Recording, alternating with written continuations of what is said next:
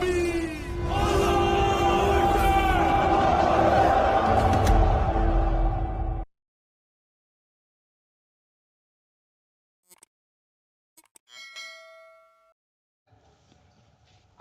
لله نحمده ونستعينه ونستغفره ونؤمن به ونتوكل عليه ونعوذ بالله من شرور أنفسنا ومن سيئات أعمالنا. من يهده الله فلا مضل له ومن يضلله فلا هادي له، ونشهد أن لا إله إلا الله وحده لا شريك له، ونشهد أن سيدنا ومولانا محمدا عبده ورسوله، وصلى الله تبارك وتعالى على خير خلقه محمد وعلى آله وأصحابه وأزواجه وذرياته أجمعين.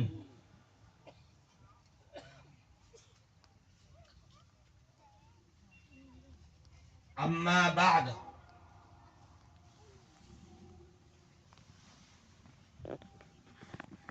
فقد قال النبي صلى الله عليه وسلم: افتحوا على صبيانكم أول كلمة بلا إله إلا الله، ولقنوهم عند الموت لا إله إلا الله، أو كما قال رسول الله صلى الله عليه وسلم. محترم سبھاپتی صاحب،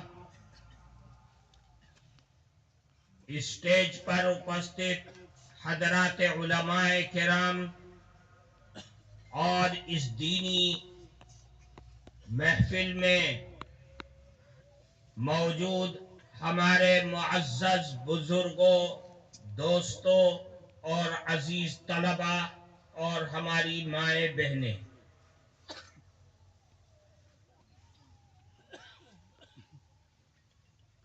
اللہ تعالی کا انعام اور اس کا فضل ہے کہ اللہ نے ہم سب کو مؤمن مانوش بنایا،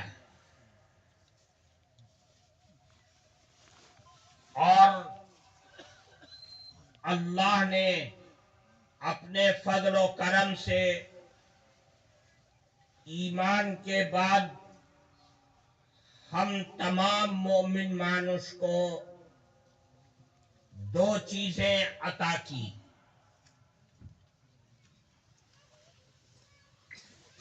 اللہ نے اپنے فضل سے ہم سب کو غلام بنایا، تمام نبیوں کے سردار، تمام نبیوں کے امام، اور اللہ کے محبوب، تمام انسانوں کے سردار حضرت محمد مصطفیٰ صلی اللہ علیہ وسلم کا. اللہ نے اپنے فضل اور کرم سے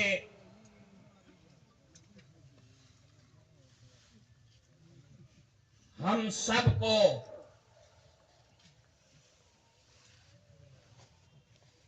ایک اور چیز عطا کیا. حضور اکرم صلی اللہ علیہ وسلم کے صدقے تمام آسمانی کتابوں کی سردار، تمام کتابوں میں سب سے زیادہ افضل، جس کو اللہ کا کلام ہونے کا شرف حاصل ہے، ہمیں اللہ نے قرآن کریم عطا کیا.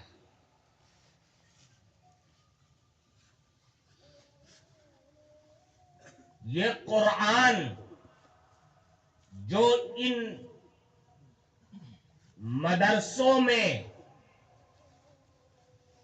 لڑکوں اور لڑکیوں کے ادارے میں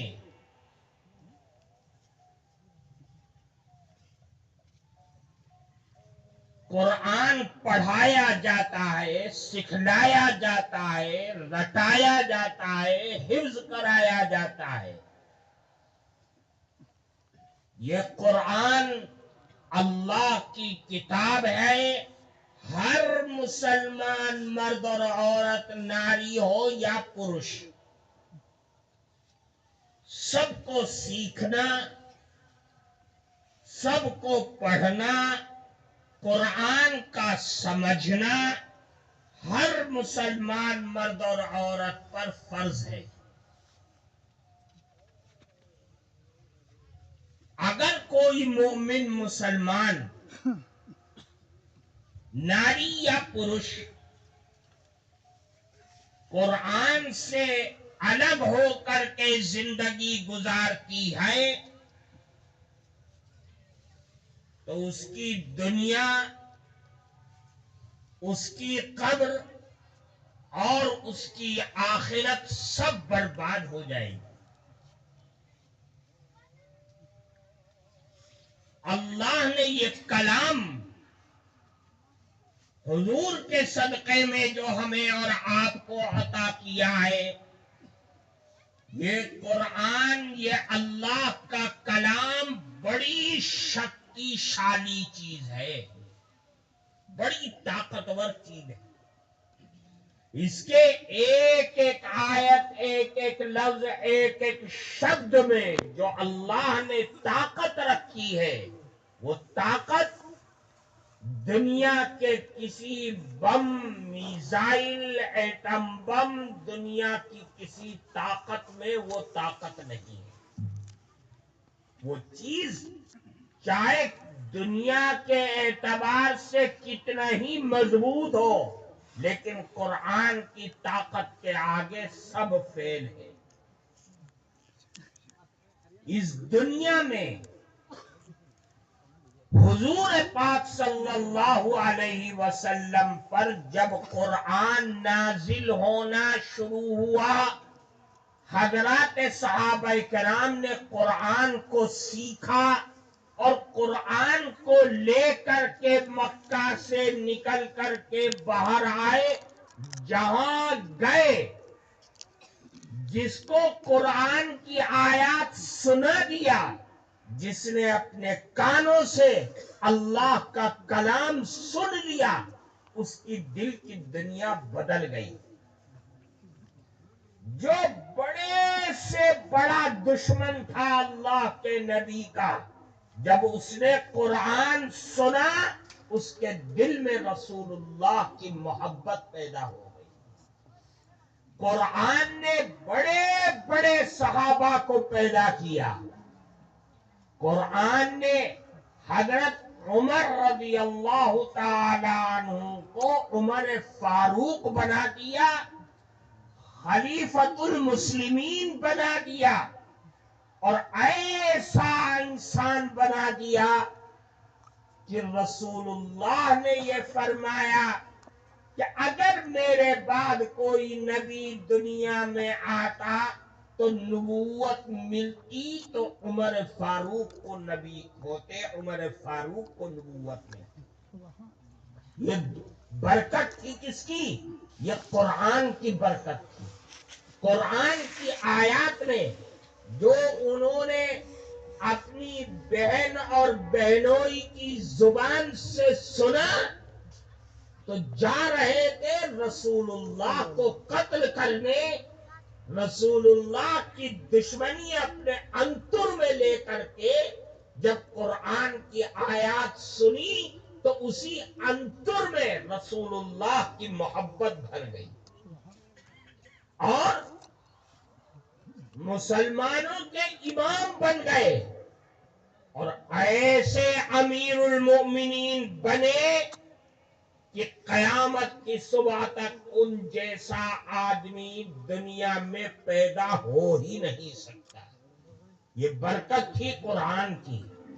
قرآن نے بنایا، قرآن نے دنیا پلٹ دی عثمان غنی کی قرآن نے دنیائے انسانیت کو پلٹ دیا اور ایسا پلٹا کہ اس زمانے کی سپر پاور طاقت جیسے آج امریکہ ہے، آج کسی زمانے میں روس کی یہ طاقت، اس زمانے کی سپر پاور طاقت قیصر و کسریٰ تھی۔ قرآن کا جب ڈنکا بجا اور قرآن جب دنیا میں آیا تو قیصر و کسریٰ زمین میں دفن ہو گئے، آج کوئی نام بھی ان کا نہیں جانتا۔ یہ برکت تھی، یہ طاقت تھی، یہ شکتی تھی اللہ کے کلام کی۔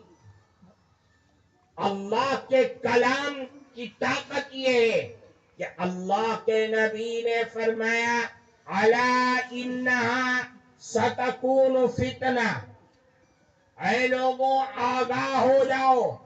اللہ کے نبی نے 1400 سال پہلے اپنی زبان سے، اپنی جبہ سے یہ فرمایا کہ عنقریب تمہارے درمیان فتنے آئیں گے، مصیبتیں آئیں گی، تمہاری جانوں پر حملہ ہوگا، تمہارے مال پر حملہ ہوگا، زمین و جائیداد، اسلام، عقائد، سب چیزوں پر لوگ حملہ کرنے والے حملہ کریں گے۔ لیکن صحابہ کرام نے فرمایا مل مخرج منہا یا رسول اللہ، فتنے آئیں گے، آپ نے فرمایا ہم نے سن لیا، لیکن اے اللہ کے نبی ان فتنوں سے، ان پریشانیوں سے، ان مصیبتوں سے نکلنے کا راستہ کیا ہوگا؟ تو اللہ کے نبی نے فرمایا قال کتاب اللہ، اللہ کی کتاب یعنی قرآن، ساری مصیبتوں سے نجات دلانے والا، دشمنوں کی طاقت کو زمین میں دفن کرنے والا، اسلام اور مسلمان کو بلندی حاصل کرانے والی چیز اگر ہے تو وہ اللہ کی کتاب ہے۔ اللہ کی کتاب کے علاوہ کوئی نہیں ہے۔ فرمایا اللہ کی کتاب میں ہی وہ شکتی اور طاقت ہے جو مسلمانوں کی حفاظت، مسلمانوں کی رکشا کر سکتی ہے، مسلمانوں کے لیے ڈھال بن سکتی ہے، مسلمانوں کے لیے عزت و آبرو کا ذریعہ بن سکتی ہے۔ وہ صرف اللہ کا کلام ہے، اس کے علاوہ کچھ نہیں ہے۔ اللہ کے نبی نے فرمایا قرآن مسلمانوں کی رکشا کرے گا، مسلمانوں کے دین اور ایمان اور جان اور مال کی حفاظت کرنے والا ہے۔ کیوں؟ فیہ نبأ من کان قبلکم وخبر ما بعدکم وحکم ما بینکم۔ قرآن ایسی شکتی شالی چیز ہے، قرآن کی طاقت یہ ہے فیہ نبأ من کان قبلکم، دیکھو قرآن کے اندر ان لوگوں کے حالات موجود ہیں کہ جو دنیا میں اس سے پہلے آ چکے ہیں، تمہارے آنے سے پہلے جو دنیا میں آ گئے، جب سے دنیا آباد ہوئی ہے اس وقت سے لے کر کے آج تک کے لوگوں کے حالات موجود ہیں۔ قوم عاد کا واقعہ، قوم ثمود کا واقعہ، قوم لوط کا واقعہ، فرعون اور اس کی قوم کا واقعہ، حامان اور شداد کا واقعہ، سارے واقعات قرآن میں موجود ہیں۔ قرآن یہ واقعات لا کر کے یہ بتلا رہا ہے جس نے دنیا میں رہ کر کے اللہ اور اس کے نبی کی مخالفت کیا، اللہ اور اس کے نبی سے ہٹ کر کے زندگی گزارا، اللہ نے تباہ و برباد کر دیا، بستی کو الٹ دیا، پہاڑوں کو اٹھا کر کے ان کی بستی پر، ان کے سر پر لا کر کے ڈال دیا، پانی کے طوفان کے ذریعے سے، سیلاب کے ذریعے سے اللہ نے تباہ و برباد کر دیا، کسی کو پانی میں ڈبا کر کے، کسی کی ناک میں کے ذریعے دماغ پر مچھر پہنچا کر کے اللہ نے منٹوں اور سیکنڈوں میں تباہ و برباد کر دیا۔ یہ واقعات وہاں ملیں گے۔ کیا مطلب؟ اے مسلمانوں، اگر اللہ اور اس کے نبی سے ہٹ کر کے زندگی گزارو گے تو اللہ کا عذاب تم پر آئے گا. لوگ تم کو گاجر اور مولی کی طریقے سے کھا جائیں گے, تمہارا نام و نشان نہیں ملے گا. ایک چیز وَخَبْرُ مَا بَعْدَكُمْ, یہ قرآن ایسی کتاب ہے جو قیامت تک آنے والے حالات کا علم اس قرآن کے ذریعے سے ملتا ہے. قرآن ایسی کتاب ہے کہ تمہارے جھگڑے, میاں بیوی کے جھگڑے, آل اولاد کے جھگڑے, ماں باپ کے جھگڑے, اور جو دوسرے جھگڑے ہیں تمہارے خاندان اور معاشرے میں, ان جھگڑوں کا فیصلہ اگر چاہتے ہو تو قرآن کو تلاش کرو. قرآن میں ان کے فیصلے ملیں گے. یہ تمہارے لیے آئین شریعت ہے, یہ دستور حیات ہے, یہ تمہاری زندگی کی بقا کا ذریعہ ہے. یہ اللہ کا کلام ہے, اس اللہ کے کلام کو پڑھنا ہے. اللہ کے نبی نے فرمایا قرآن ہے کیا چیز؟ فرمایا القرآن هو حبل اللہ, قرآن اللہ کی رسی ہے. قرآن اللہ کی رسی, رسی بجن, رسی اللہ کی. اس رسی کا ایک سرا اللہ کے ہاتھ میں ہے اور ایک سرا دنیا میں اللہ نے ڈال دیا. پھر فرمایا وَاعْتَصِمُوا بِحَبْلِ اللَّهِ جَمِيعًا, اے لوگوں اللہ کی رسی کو یکجٹ ہو کر کے مضبوطی کے ساتھ پکڑ لو. وہ رسی کون ہے؟ وہ قرآن ہے. رسی قرآن ہے. جس نے قرآن کو پکڑ لیا وہ ہمیشہ کے لیے بچ گیا, ہر مصیبت سے بچ گیا. قرآن کو پکڑنے کا مطلب یہ ہے کہ قرآن کو پڑھنا, قرآن کو سمجھنا, قرآن کو یاد کرنا, یہ ہے قرآن کا. قرآن کو پکڑ لینا, یہ قرآن اللہ کی رسی ہے. پکڑ لینا کا مطلب کیا ہے؟ قرآن کی آیات کو رٹنا, اپنے سینے میں محفوظ کر لینا. قرآن کے معنی کو سمجھنا اور سمجھ کر کے اپنے دماغ میں بٹھا لینا کہ قرآن کس چیز کو حلال کہہ رہا ہے, کس چیز کو حرام کہہ رہا ہے, قرآن ہمیں کس چیز کا حکم کر رہا ہے اور کس چیز سے اللہ ہم کو منع کر رہا ہے. اس کو سمجھنا, یہ دونوں چیزیں, قرآن کی آیات بھی اور قرآن کے معنی بھی, یہ دونوں چیزیں اللہ نے آسمان سے اتاری ہے. اس میں کسی نبی کا یا کسی انسان کا دخل نہیں ہے. اللہ نے جس طرح قرآن کی آیات دنیا میں اتاری ہے, اسی طریقے سے اللہ نے قرآن کا ترجمہ, قرآن کے معنی, قرآن کی تفسیر بھی اللہ نے حضور پاک صلی اللہ علیہ وسلم کو بتایا. اسی لیے علماء نے لکھا ہے کہ القرآن هو النظم والمعنى جميعا, قرآن صرف آیات کو یاد کر لینے کا نام نہیں ہے. قرآن نام ہے آیات کا, اور آیات کے ترجمہ دونوں کے جاننے اور سمجھنے اور یاد کرنے کا نام قرآن ہے. قرآن اللہ کی رسی ہے. ایک چیز پھر فرمایا القرآن هو النور المبین, یہ قرآن تو اللہ کی ایک کھلی ہوئی روشنی ہے, ایسی روشنی جو انسان کی قبر جیسی اندھیری کوٹھی کو اگر کوئی چیز روشن کر سکتی ہے تو وہ قرآن ہے. قرآن ہی قبر کو روشن کر سکتی ہے. قرآن ہی ایک ایسی کتاب ہے جو اللہ کے بندوں کو قبر میں جانے کے بعد روشنی دے سکتی ہے. قبر کے اندر آل اولاد, دوست, ماں باپ, کوئی کام نہیں آ سکتا ہے. اگر کام آئے گا کسی کے قبر کے اندر تو وہ قرآن ہے جو قبر میں کام آنے والی چیز ہے. قرآن کا پڑھنے والا, قرآن کا سمجھنے والا, قرآن سے محبت کرنے والا اللہ کے نبی کو قبر کے اندر پہچانے گا, اور جو قرآن سے دور رہے گا وہ قبر کے اندر اللہ کے نبی کو پہچان نہیں پائے گا. اس لیے میرے بھائیوں قرآن ضروری ہے. جو قرآن کے پڑھنے والے ہیں, سورہ ملک کی تلاوت کرنے والے ہیں, اللہ کے نبی نے فرمایا جو ویکتی سونے سے پہلے روزانہ سورہ ملک کی تلاوت کر کے سوتا ہے، قبر کے اندر یہی سورہ ملک تبارک الذی بیدہ الملک، یہ سورت اس کے قریب آ کر کے بیٹھ جائے گی، اس سے کہے گی کہ تو جس کو دنیا میں پڑھا کرتا تھا روزانہ، میں وہی سورہ ملک ہوں اور میں تیرے ساتھ قبر میں رہوں گی، اور قبر کو روشن کر دے گی، اس کا ساتھی اور دوست بن کر کے رہے گی جب تک قبر کے اندر وہ رہے گا۔ یہ قرآن کی طاقت ہے۔ پھر فرمایا وَالشِّفَاءُ النَّافِعُ، قرآن کیا چیز ہے معلوم ہے؟ قرآن شفا دینے والی ہے، ہر بیماری سے نجات دینے آنے والی قرآن ہے۔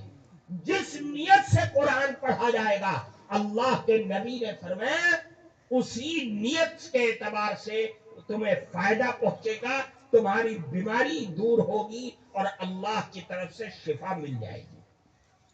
عصمت لمن تمسک به ونجات لمن تبعہ، قرآن کا کام یہ ہے کہ جس نے قرآن کو پکڑ لیا، جس نے قرآن کی تابعداری کر لی، جس نے قرآن کے حلال کو حلال اور حرام کو حرام سمجھ لیا، وہ تمام آفتوں سے بچ گیا۔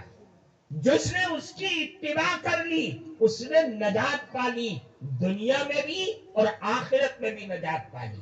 قرآن اللہ کی ایسی کتاب ہے، جو قرآن کو پڑھتا ہے تو دل اس کا نور سے بھر جاتا ہے۔ قرآن کے انوار و برکات ڈائریکٹ انسان کے انتر پر اثر کرتے ہیں اور اس کے انتر کو نور سے بھر دیتے ہیں، اور جب انتر میں نور آتا ہے تو شیطان دور بھاگ جاتا ہے۔ اللہ کی رحمت کے فرشتے اس گھر کے اندر، رحمت کے فرشتوں کی باڑی انسان کا انتر بن جاتی ہے۔ یہ کب ہوتا ہے؟ جب انسان اللہ کا کلام کا عادی بن جاتا ہے، روز آنا تلاوت کرتا ہے، قرآن کو پڑھتا ہے، قرآن کو سمجھتا ہے۔ فرمایا قرآن اللہ کی بڑی عظیم الشان کتاب ہے، یہ ایسی کتاب ہے جو انسان کو قیامت کے دن سفارش کرنے والی ہے، اللہ سے سفارش کرے گی، ایسی سفارش کہ جب تک کہ اللہ اس کو جنت میں داخل نہ کر دے گا، قرآن اس کا پیچھا نہیں چھوڑے گا۔ اللہ کے نبی نے فرمایا کہ حساب کتاب ہوگا، اللہ تعالیٰ کے ہاں حساب کی کمی رہ جائے گی، اعمال کم ہے، اللہ فرمائیں گے جا لے کر آ، کسی سے اگر کوئی تجھے دے دے تو ماں بھی نہیں دے گی، باپ بھی بھاگے گا، دوست بھی بھاگے گا۔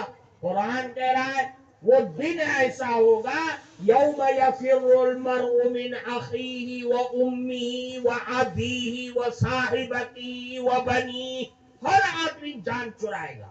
ماں لڑکے کو دیکھ کر کے، لڑکا ماں باپ کو دیکھ کر کے، لڑکا اپنے دوست کو دیکھ کر کے جان چرائے گا، بھاگے گا، چھپے گا۔ کہیں ایسا نہ ہو کہ یہ مجھ سے سوال کر دے کہ مجھے کچھ نمازیں دے دے، کچھ روزے دے دے، کچھ قرآن دے دے، بھاگیں گے۔ لیکن ایک آدمی ہوگا جو کوئی نہیں دے رہا ہے، دانتوں میں انگلی دبا کر اس طرح سے ایک طرف کھڑا ہوگا مایوس ہو کر کے کہ اب تو تجھے جہنم میں جانا ہے۔ اللہ کے نبی نے فرمایا پیچھے سے ایک آدمی آئے گا، وہ شکل، کیوں کھڑا ہے تو مایوس؟ کہ ایسا ایسا ماجرا ہے، اللہ نے کہہ دیا نیکی لے کر آؤ تب تمہیں جنت ملے گی، ورنہ نہیں ملے گی، اور کوئی دینے کے لیے تیار نہیں ہے۔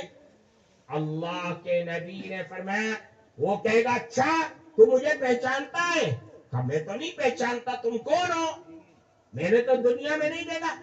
فرمائیں گے کہ وہ کہے گا میں وہ قرآن ہوں جس کو تو دنیا میں پڑھا کرتا تھا، اپنے سینے سے لگاتا تھا، اپنی چوک سے لگاتا تھا، چومتا تھا، مجھے پڑھتا تھا، میں وہ آج قرآن ہوں، اللہ نے مجھے شکل دے دیا ہے، چل میں تیرے لیے سفارش کروں گا۔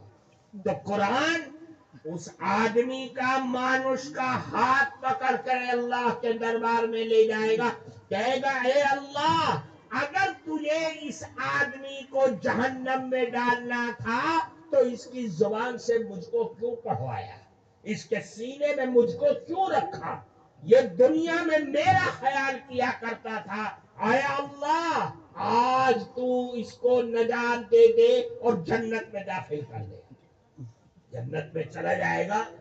فرمایا قرآن سفارش کرے گا، اللہ کے نبی فرمایا قرآن والے آئیں گے جو قرآن کو پڑھتے تھے، قرآن کو یاد کرتے تھے، مرد تھے یا عورت، مانوس تھے یا پروش تھے، جو بھی تھے وہ آئیں گے۔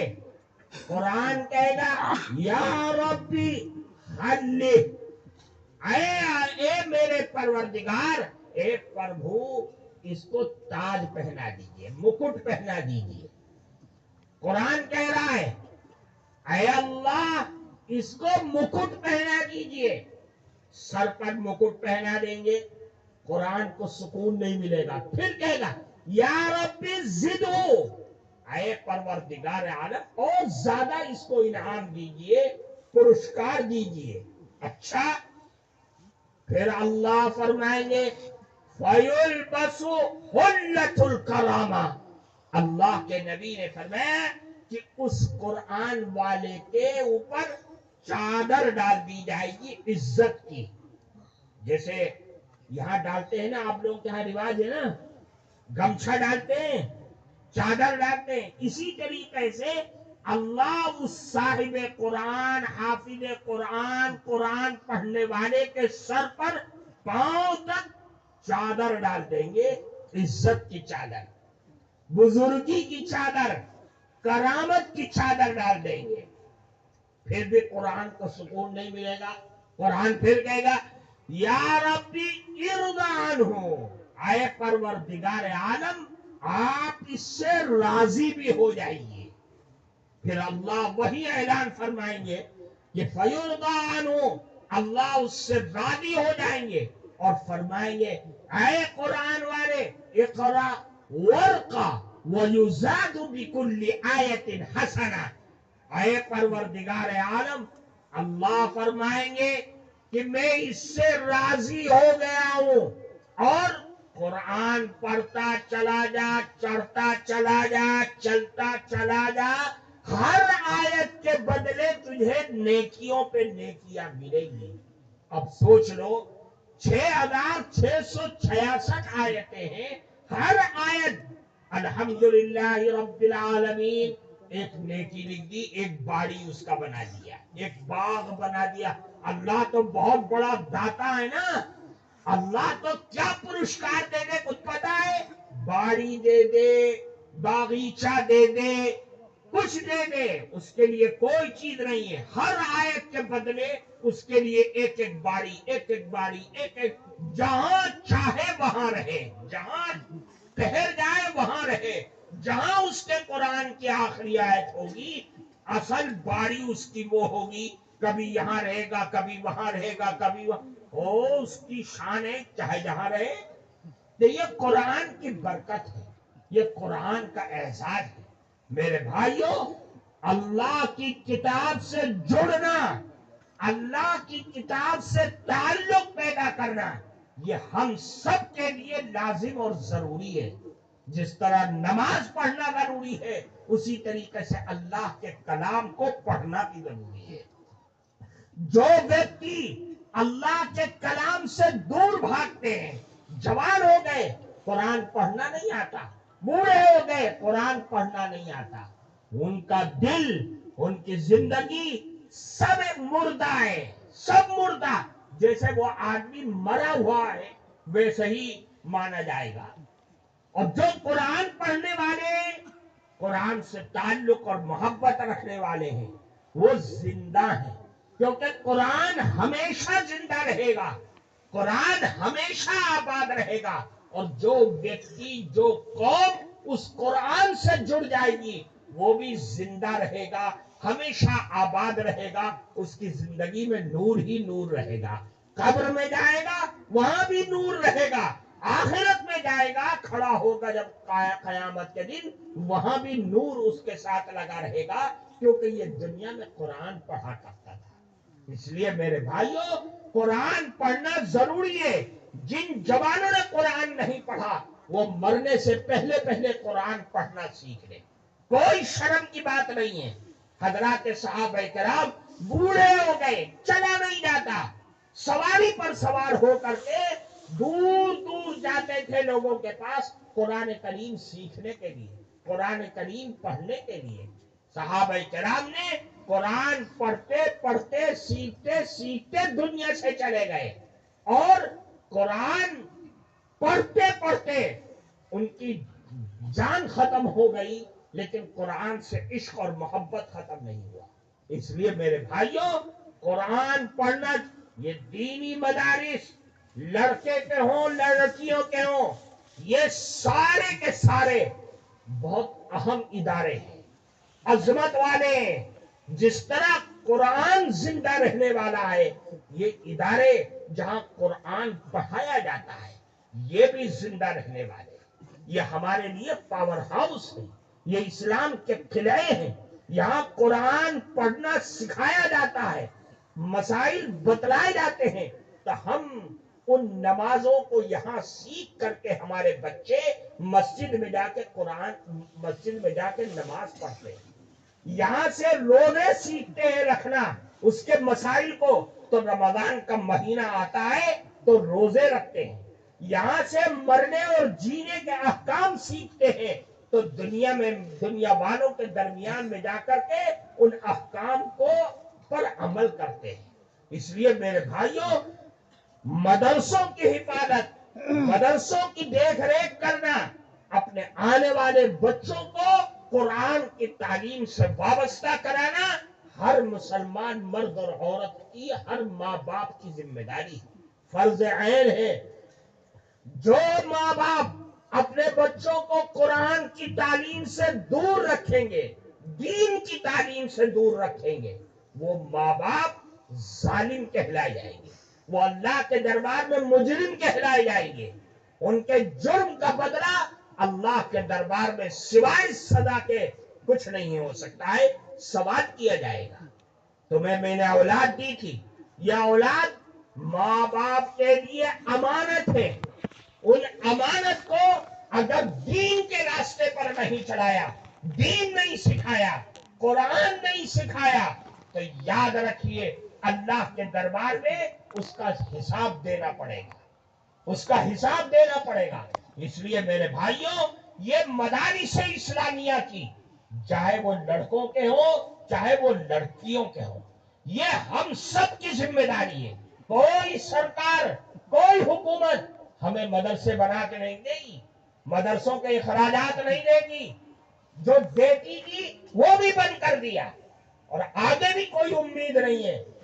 ہمیں چلانا ہے، ہمیں ان کو آباد کرنا ہے۔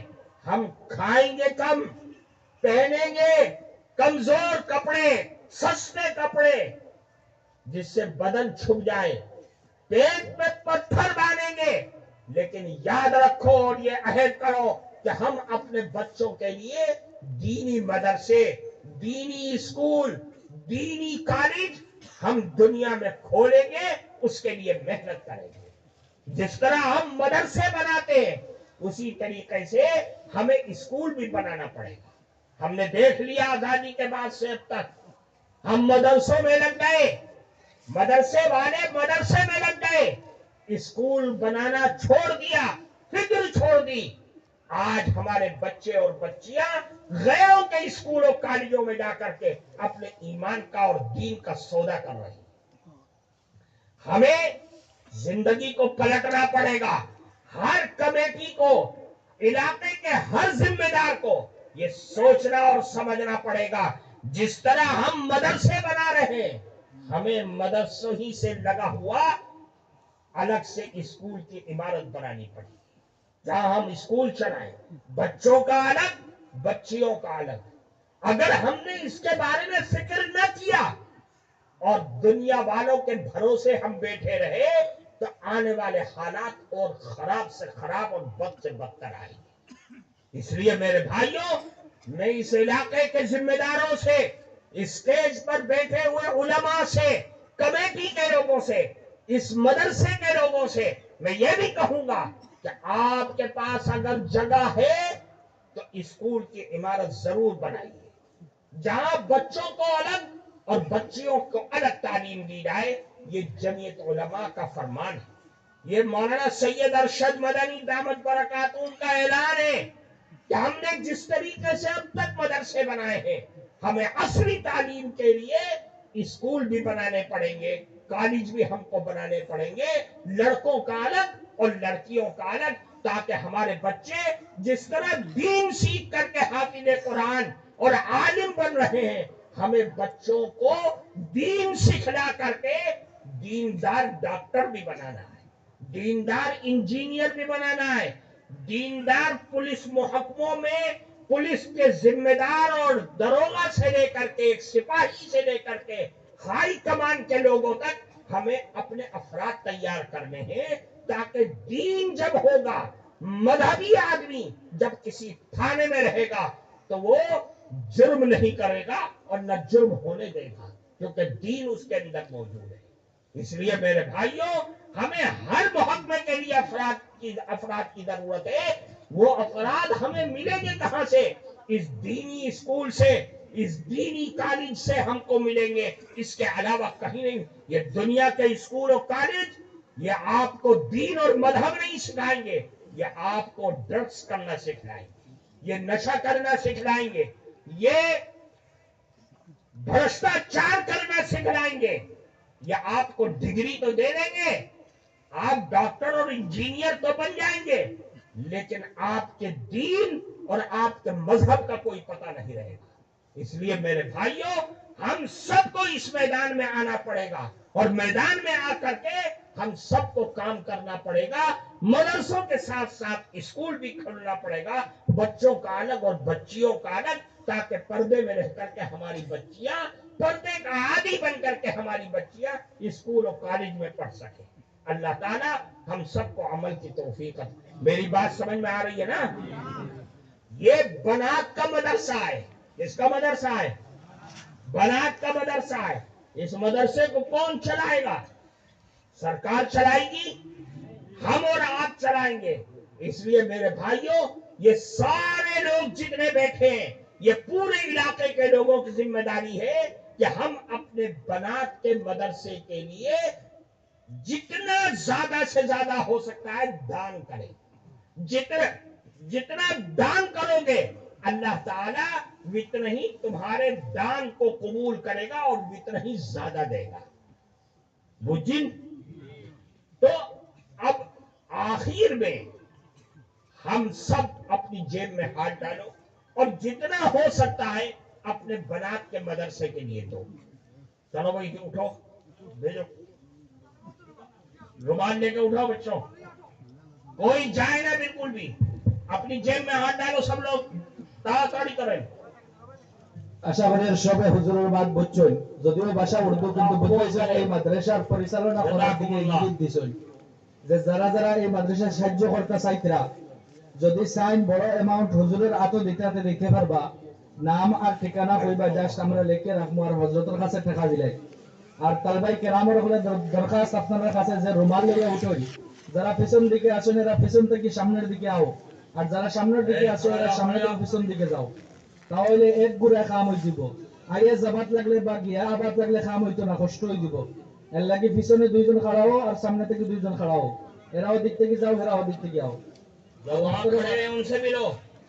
যারা খাড়া আছেন তারা সিপেও আমার গিয়া হিনু না হামাইলে হইতো না, কারণ বান্ডিল লইয়া বইতে পারছেন না, কমর ধরে লইছে, পাত ধরে লইছে, এর লাগে হনো যায় না। আপনারা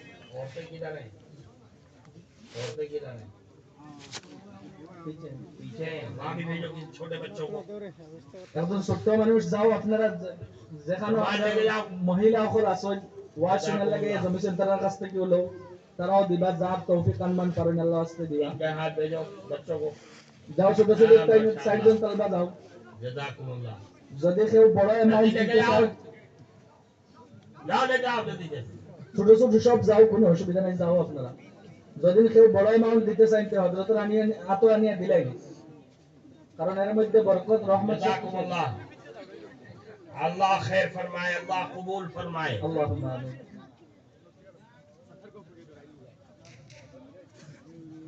হযরতের কাছে সময় খুব কম, জাযাকুমুল্লাহ, আল্লাহ খুব কবুল করে। সময় খুব কম। আবার একটা প্রোগ্রাম সামনে আছে, এর লাগে হযরতের বেশ সময় রাখাও যাইতো না। আর আপনারা সময় পাইতেন না, তাড়াতাড়ি আল্লাহ আস্তে যা দান করবার করিলেন ওলা খান করেন, যাতে দেখে হযরতের মন খুশ হয়ে যায় আর দিল থেকে দোয়া বার হয়।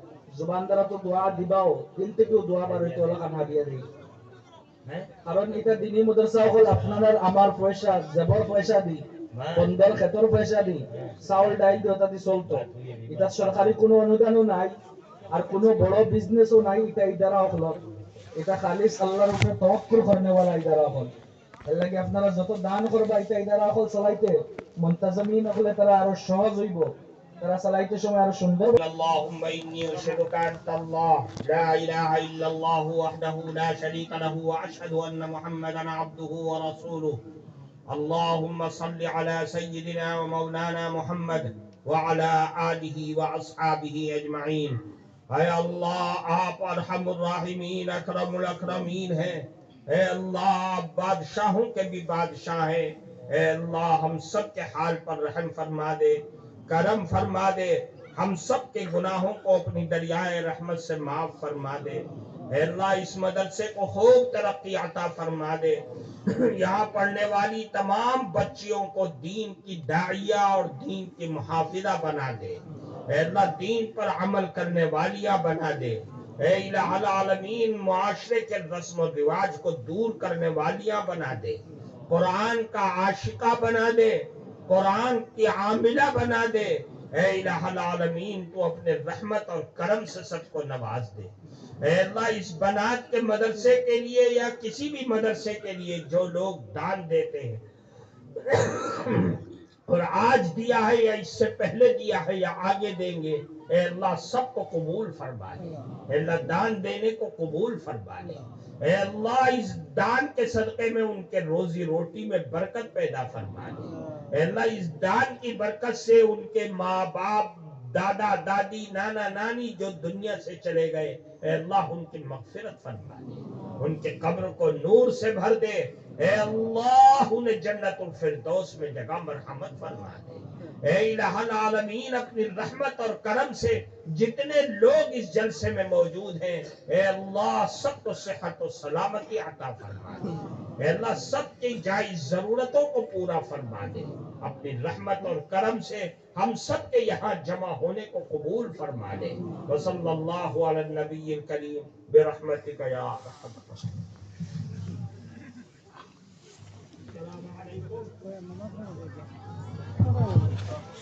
রাস্তাঘাটে ভিড় করবে না, স্টেজ থেকে নামার সময় সাইবা ধাক্কা লাগিয়ে দিতে পারে হয়তো হযরতের শরীরে।